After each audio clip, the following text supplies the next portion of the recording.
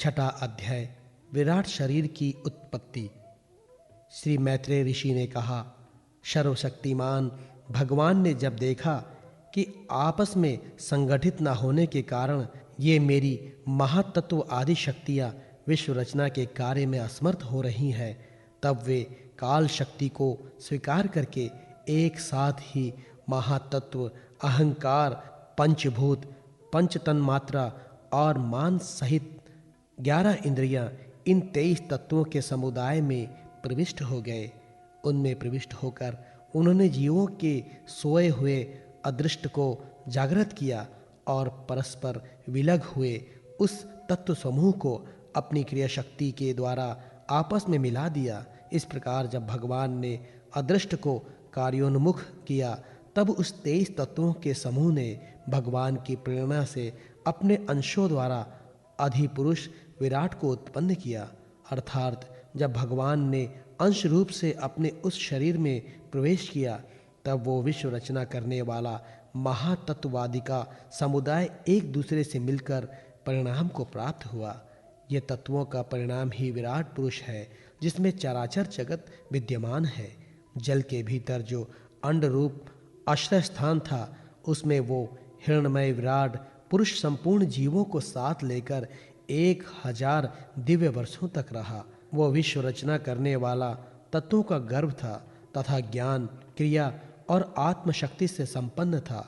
इन शक्तियों से उसने स्वयं अपने क्रमशः 1, 10 और 3 विभाग किए।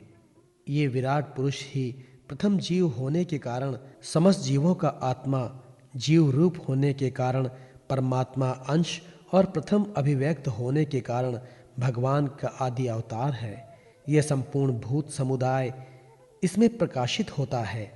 यह आध्यात्म, अधिभूत और आदि देह रूप से 3 प्रकार का, प्राण रूप से 10 प्रकार का और हृदय रूप से 1 प्रकार का है। फिर विश्व की रचना करने वाले महातत्ववादी के अधिपति श्री भगवान ने उनकी प्रार्थना को स्मरण कर उनकी वृत्तियों को जगाने के लिए अपने चेतन रूप तेज से उस विराट पुरुष को प्रकाशित किया, उसे जगाया। उसके जागृत होते ही देवताओं के लिए कितने स्थान प्रकट हुए, ये मैं बतलाता हूँ, सुनो। विराट पुरुष के पहले मुख प्रकट हुआ, उसमें लोकपाल अग्नि अपने अंश वागिनिद्रिया के समेत प्रविष्ट हो गया, जिससे ये जीव बोलता है। फिर विराट पुरुष के तालु उत्पन्न हुए, उसमें लोकपाल वरुण अपने अंश रसनेन्द्रिया के सहित स्थित हुआ, जिससे जीव रस ग्रहण करता है। इसके पश्चात उस विराट पुरुष के नथुने प्रकट हुए, उनमें दोनों अश्वनी कुमार अपने अंश घृणोनिंद्रिया के सहित प्रविष्ट हुए, जिससे जीव गंध ग्रहण करता है।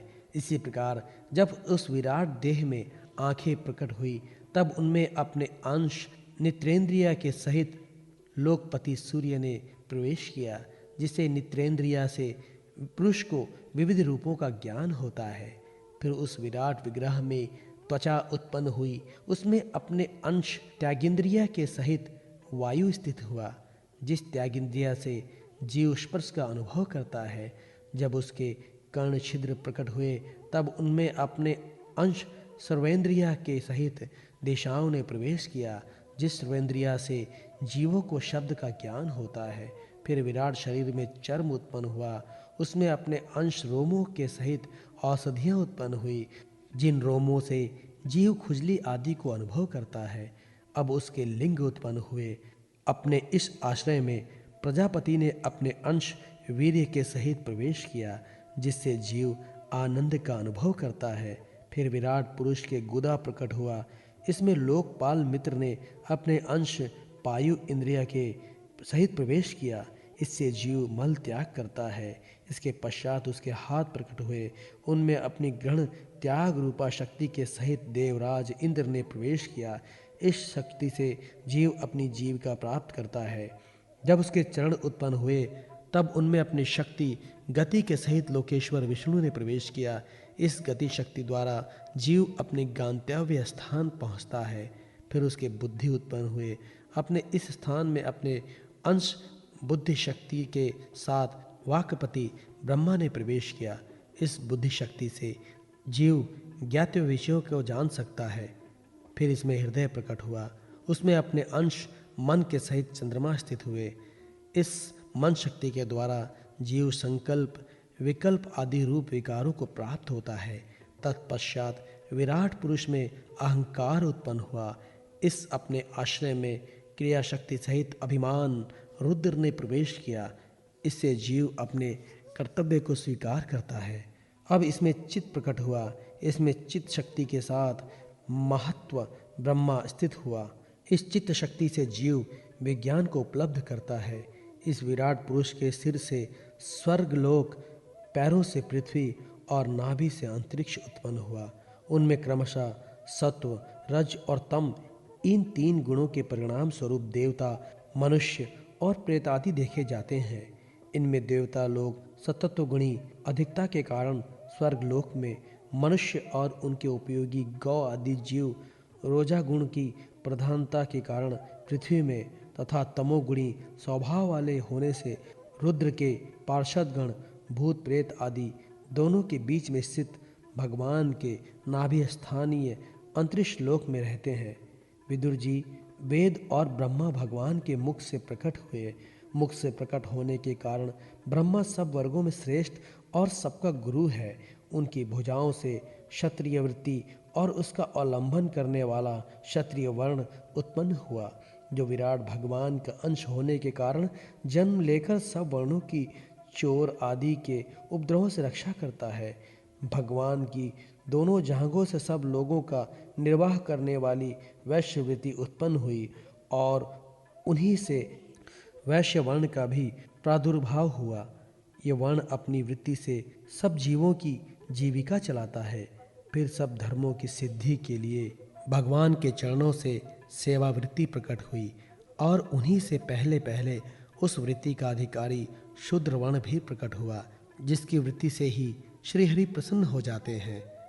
ये चारों वर्ण अपनी अपनी वृत्तियों के सहित जिनसे उत्पन्न हुए हैं, उन अनेक गुरु श्रीहरि का अपने अपने धर्मों से चित्त शुद्धि के लिए श्रद्धापूर्वक पूजन करते हैं। विदुर जी, ये विराट पुरुष काल, कर्म और स्वभाव शक्ति से युक्त भगवान की योग माया के प्रभाव को प्रकट करने वाला है। इसके स्वरूप का पूरा पूरा वर्णन करने का कौन साहस कर सकता है। तथापि प्यारे विदुर जी, अन्य व्यवहारिक चर्चाओं से अपवित्र हुई अपनी वाणी को पवित्र करने के लिए जैसे मेरी बुद्धि है और जैसा मैंने गुरुमुख से सुना है, वैसा श्री हरि का सुयश वर्णन करता हूँ। महापुरुषों का मत है कि पुण्य श्लोक शिरोमणि श्री हरि गुणों का गान करना ही मनुष्यों की वाणी का तथा विद्वानों के मुख से भगवत कथामृत का पान करना ही उसके कानों का सबसे बड़ा लाभ है। वत्स, हम ही नहीं, आदि कवि ब्रह्मा जी ने 1000 दिव्य वर्षों तक अपनी योग परिपक्व बुद्धि से विचार किया, तो भी क्या वे भगवान की अमित महिमा का पार पा सके। अतः भगवान की माया बड़े बड़े मायावियों को मोहित कर देने वाली है। उसकी चक्कर में डालने वाली चाल अनंत है। अतएव स्वयं भगवान भी उसकी था नहीं लगा सकते, फिर दूसरों की तो बात ही क्या है।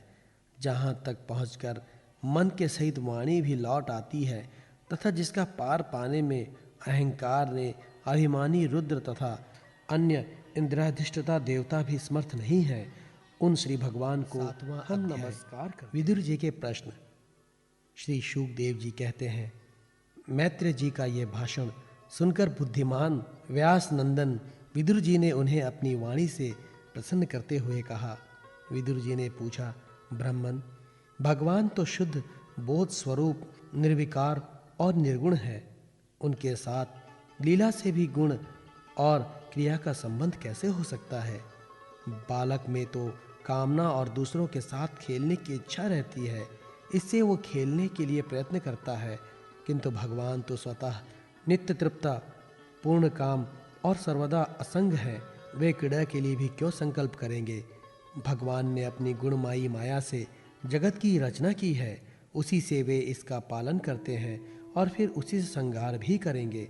जिनके ज्ञान का देश, काल अथवा अवस्था से अपने आप या किसी दूसरे निमित्त से भी कभी लोप नहीं होता, उनका माया के साथ किस प्रकार का संयोग हो सकता है? एकमात्र ये भगवान ही समस्त क्षेत्रों में उनके साक्षी रूप से स्थित हैं। फिर उन्हें दुर्भाग्य या किसी प्रकार के कर्म जनित क्लेश की प्राप्ति कैसे हो सकती है? भगवान, इस अज्ञान संकट में पड़कर मेरा मन बड़ा खिन्न हो रहा है। आप मेरे मन के इस महान मोह को कृपा करके दूर कीजिए। श्री शुकदेव जी कहते हैं, तत्व जिज्ञासु विदुर जी की ये प्रेरणा पाकर अहंकार रहित श्री मैत्रेय जी ने भगवान का स्मरण करते हुए मुस्कुराते हुए कहा। श्री मैत्रेय जी ने कहा, जो आत्मा सबका स्वामी और सर्वथा मुक्त स्वरूप है, वही दीनता और बंधन को प्राप्त हो। ये बात युक्ति विरुद्ध अवश्य है, किंतु वस्तुतः यही तो भगवान की माया है। जिस प्रकार स्वप्न देखने वाले पुरुष को अपना सिर कटना आदि व्यापार न होने पर भी अज्ञान के कारण सत्यवत भासते हैं, उसी प्रकार इस जीव को बंधनादि न होते हुए भी अज्ञानवश भास रहे हैं। यदि यह कहा जाए कि फिर ईश्वर में उनकी प्रतीति क्यों नहीं होती, तो इसका उत्तर यह है कि जिस प्रकार जल में होने वाली कंप आदि क्रिया जल में दिखने वाले चंद्रमा के प्रतिबिंब न होने पर भी भासती है, आकाशस्थ चंद्रमा में नहीं, इसी प्रकार देहाभिमानी जीव में ही देह के मिथ्या धर्मों की प्रतीति होती है, परमात्मा में नहीं। निष्काम भाव से धर्मों का आचरण करने पर भगवत कृपा से प्राप्त हुए भक्ति योग के द्वारा ये प्रतीत धीरे धीरे निर्वृत्त हो जाती है। जिस समय समस्त इंद्रियां विषयों से हटकर साक्षी परमात्मा श्री हरि में निश्चल भाव से स्थित हो जाती हैं, उस समय गाढ़ निद्रा में सोए हुए मनुष्य के समान जीव के राग द्वेष आदि सारे क्लेश सर्वथा नष्ट हो जाते हैं। श्री कृष्ण के गुणों का वर्णन एवं श्रवण अशेष दुख राशि को शांत कर देता है। फिर यदि हमारे हृदय में उनके चरण कमल की रच के सेवन का प्रेम जग पड़े, तब तो कहना ही क्या है। विदुर जी ने कहा, भगवान, आपके युक्ति युक्त वचनों की तलवार से मेरे संदेह छिन्न भिन्न हो गए हैं। अब मेरा चित्त भगवान की स्वतंत्रता और जीव की प्रतंत्रता दोनों ही विषयों में खूब प्रवेश कर रहा है। विद्वान, आपने ये बहुत ठीक कहा कि जीव को जो क्लेश आदि की प्रतीत हो रही है, उसका आधार केवल भगवान की माया ही है। वह क्लेश मिथ्या एवं निर्मूल ही है, क्योंकि उस विश्व का मूल कारण ही माया के अतिरिक्त और कुछ नहीं है। इस संसार में दो ही प्रकार के लोग सुखी हैं, या तो जो अत्यंत मूढ़ हैं, या जो बुद्धि आदि से अतीत श्री भगवान को प्राप्त कर चुके हैं। बीच की श्रेणी के संशयपन लोग तो दुख ही भोगते रहते हैं। भगवान, आपकी कृपा से मुझे निश्चय हो गया है कि ये अनात्म पदार्थ वस्तुतः है नहीं, केवल प्रतीत ही होती है। अब मैं आपके चरणों की सेवा के प्रभाव से उस प्रतीत को भी हटा दूंगा। इन श्री चरणों की सेवा से नित्य सिद्ध भगवान श्री मधुसूदन के चरण कमलों में उत्कट प्रेम और आनंद आदि की वृद्धि होती है, जो आवागमन की यंत्रणा का नाश कर देती है। महात्मा लोग भगवत प्राप्ति के साक्षात मार्ग ही होते हैं। उनके यहाँ सर्वदा देवादेव श्री हरि के गुणों का ज्ञान होता रहता है। अल्प पुण्य पुरुष को उनकी सेवा का अवसर मिलना अत्यंत कठिन है। भगवान, आपने कहा कि सृष्टि के प्रारंभ में भगवान क्रमशः महादादि तत्व और उनके विकारों को रचकर फिर उनके अंशों से विराट को उत्पन्न किया, और उसके पश्चात वे स्वयं उसमें प्रविष्ट हो गए।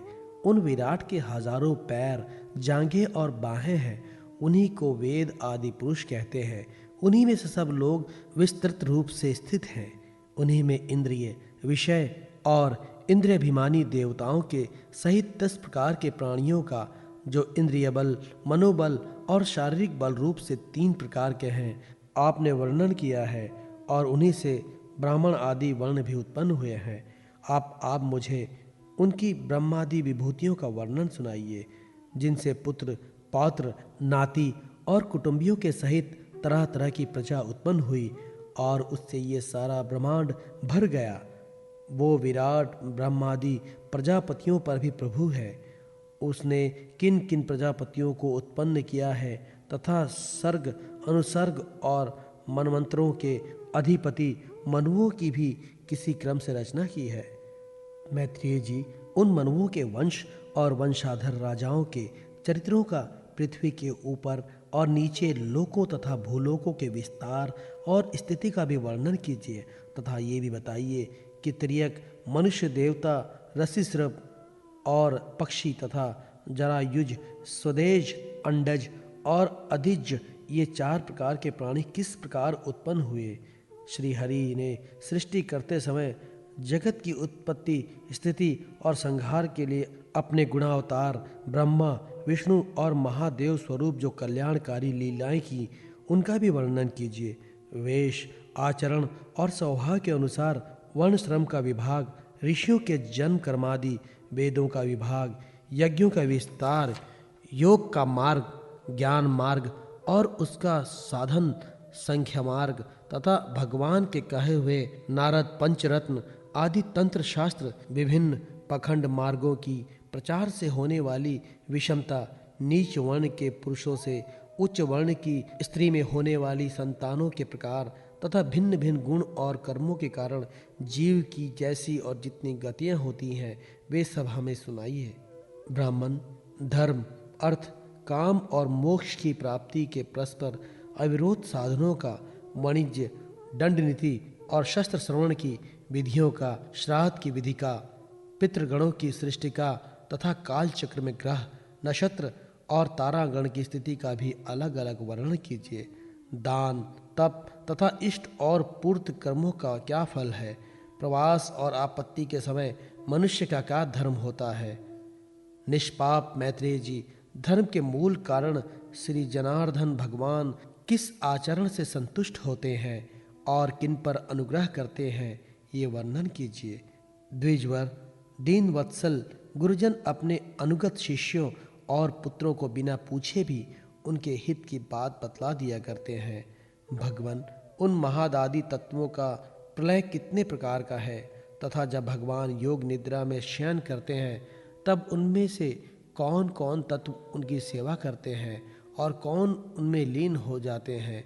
जीव का तत्व परमेश्वर का स्वरूप, उपनिषद प्रतिपादित ज्ञान तथा गुरु और शिष्य का पारस्परिक प्रयोजन क्या है। पवित्र आत्मन विद्वानों ने उस ज्ञान की प्राप्ति के क्या क्या उपाय बतलाए हैं, क्योंकि मनुष्यों को ज्ञान, भक्ति अथवा वैराग्य की प्राप्ति अपने आप तो नहीं हो सकती। ब्राह्मण, माया मोह के कारण मेरी विचार दृष्टि नष्ट हो गई है।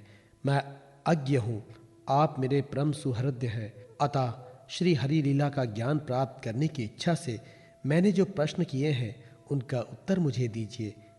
पुण्यमय मैत्रेय जी, भगवत तत्व के उपदेश द्वारा जीव को जन्म मृत्यु से छुड़ाकर उसे अभय देने में जो पुण्य होता है, समस्त वेदों के अध्ययन, यज्ञ, तपस्या और दान आदि से होने वाला पुण्य उस पुण्य के 16वें अंश के बराबर भी नहीं हो सकता।